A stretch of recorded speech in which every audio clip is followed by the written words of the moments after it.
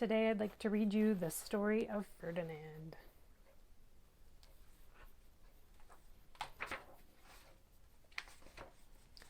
Once upon a time in Spain,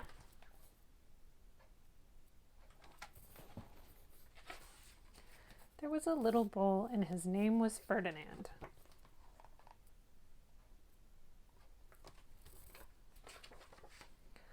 All the other little bulls he lived with would run and jump and butt their heads together.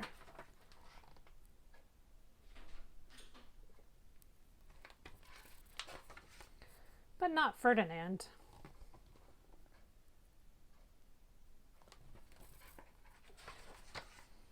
He liked to sit just quietly and smell the flowers.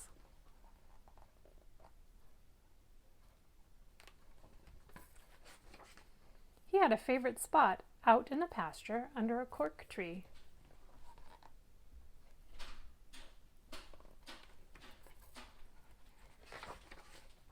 It was his favorite tree, and he would sit in its shade all day and smell the flowers.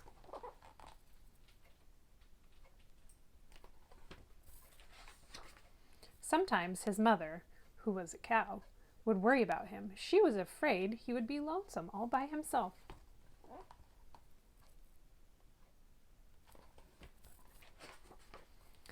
"Why don't you run and play with the other little bulls and skip and butt your head?" she would say. But Ferdinand would shake his head. "I like it better here, where I can sit just quietly and smell the flowers."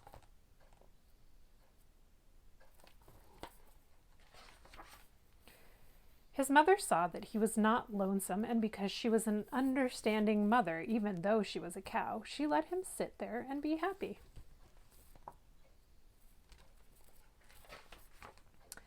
As the years went by, Ferdinand grew and grew until he was very big and strong.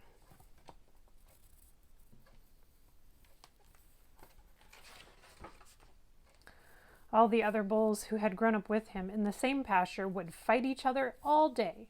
They would butt each other and stick each other with their horns. What they wanted most of all was to be picked to fight at the bullfights in Madrid.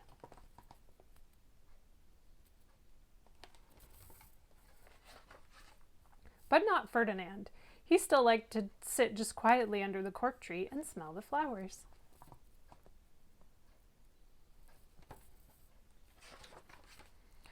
One day, 5 men came in very funny hats to pick the biggest, fastest, roughest bull to fight in the bullfights in Madrid.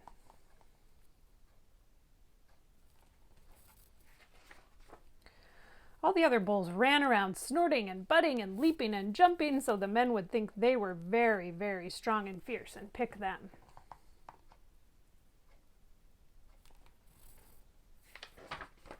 Ferdinand knew that they wouldn't pick him, and he didn't care, so he went out to his favorite cork tree to sit down.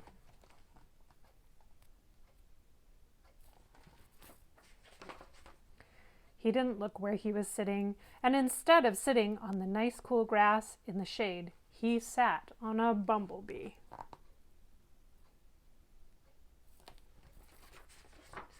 Well, if you were a bumblebee and a bull sat on you, what would you do? You would sting him, and that is just what the bee did to Ferdinand. Wow, did it hurt. Ferdinand jumped up with a snort. He ran around, puffing and snorting and butting and pawing the ground as if he were crazy.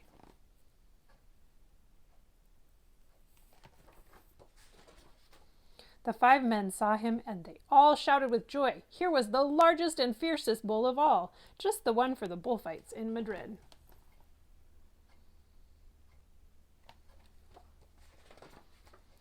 So they took him away for the bullfight day in a cart.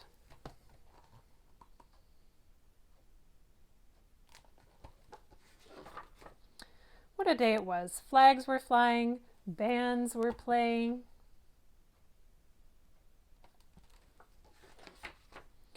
And all the lovely ladies had flowers in their hair.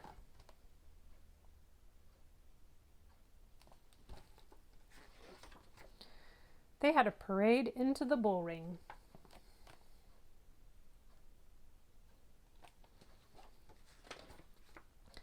First came the banderilleros, with long sharp pins with ribbons on them to stick the bull and make him mad.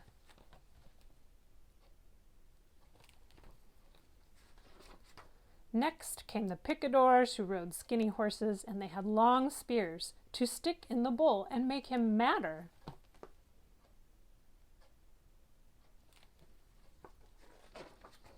Then came the matador, the proudest of all. He thought he was very handsome and bowed to the ladies. He had a red cape and a sword and was supposed to stick the bull last of all.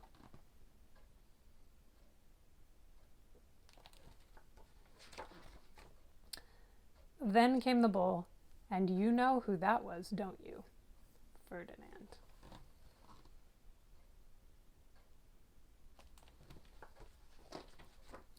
They called him Ferdinand the Fierce, and all the banderilleros were afraid of him, and the picadors were afraid of him, and the matador was scared stiff.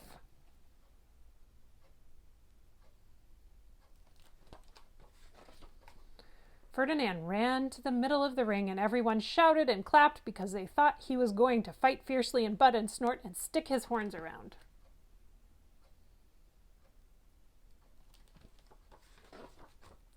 But not Ferdinand.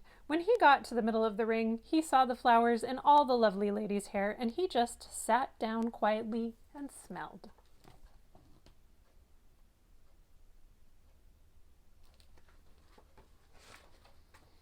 He wouldn't fight and be fierce, no matter what they did. He just sat and smelled, and the banderilleros were mad, and the picadors were madder, and the matador was so mad he cried because he couldn't show off with his cape and his sword.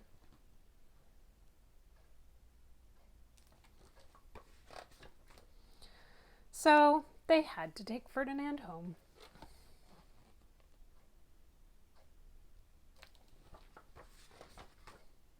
And for all I know, he is sitting there still under his favorite cork tree, smelling the flowers just quietly.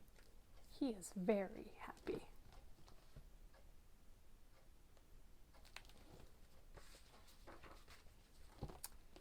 That is the end.